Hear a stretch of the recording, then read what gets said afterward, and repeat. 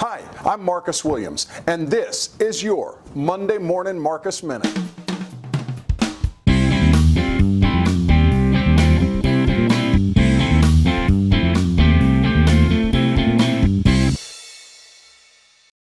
So, you put some thought into it, and now you're ready to buy a house.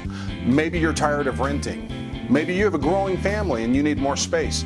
Maybe you're empty nesters and you're looking to downsize. The question is this: what preparations can you make to be sure you're on the right path to a successful real estate experience and home ownership?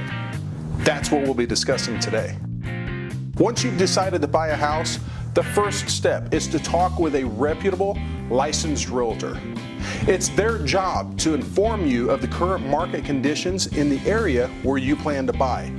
They should be an expert negotiator and be able to provide you with other people's reviews on their services. If you're not a cash buyer, the next step is to talk with a mortgage lender. Your realtor should be able to refer you to a reputable, knowledgeable mortgage lender that they've worked with. The lender will check your credit and take a look at your income and other expenses, and once approved for a mortgage, will provide your realtor with a pre-approval letter that will later be used when making an offer on a property. Some people think they need to find the right house before they start talking numbers, but I assure you, in today's market, if you find the house before being pre-approved for the mortgage, chances are someone else will get the house because you're not prepared.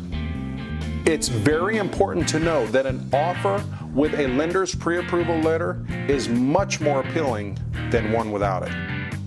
Once you're pre-approved, your realtor will start scheduling showings for properties that meet your criteria and that your lender will lend on. Now, it's my experience that in today's market, most buyers will make an offer on one of the first 5 properties they look at.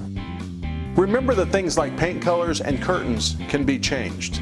The criteria I recommend focusing on includes the location, the size, the layout, other features that are important to you. Remember, you want to find a house that you and your family can grow to love and call home. When you find the right house and you're ready to make a good, strong offer, your realtor will put together the contract documents showing the offer price and any additional terms.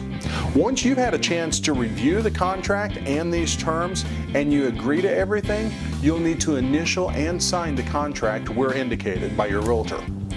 Your realtor will then send these documents along with your pre-approval letter to the listing agent, therefore making your offer. The listing agent is required to present all received offers to the seller. The seller at that time has a few different options. They can accept the offer the way it is, they can reject it, or they can counter.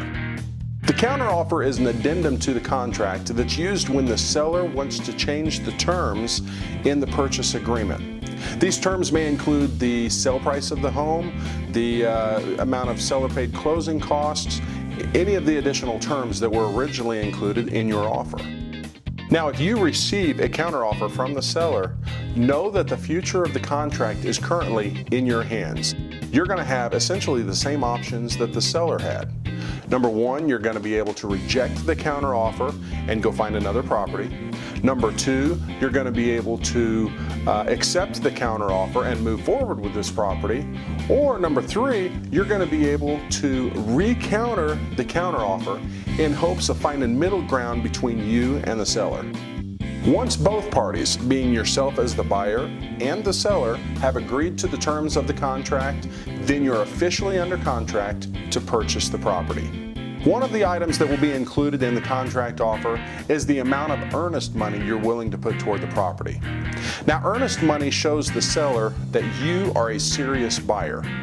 Plus, it's applied toward your down payment and closing costs. Once the listing agreement is signed by both you and the seller, you will pay the amount of earnest money agreed upon in the contract. Now, this money is typically held in an escrow account and is managed by either the listing broker or a title company.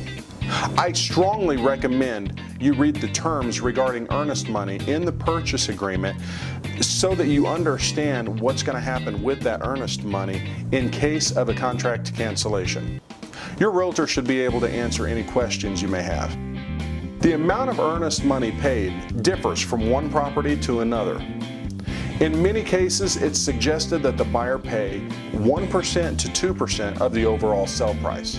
However, keep in mind that this amount is negotiable. Talk to your realtor to determine the right amount. If you've made it this far, then congratulations.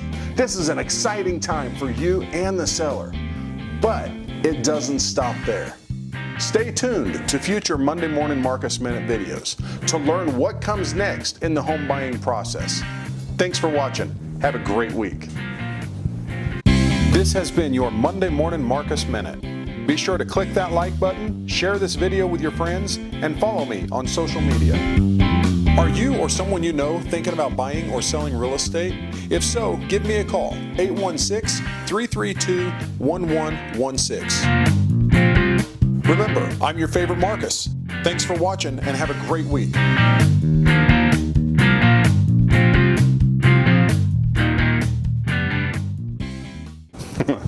Here we go.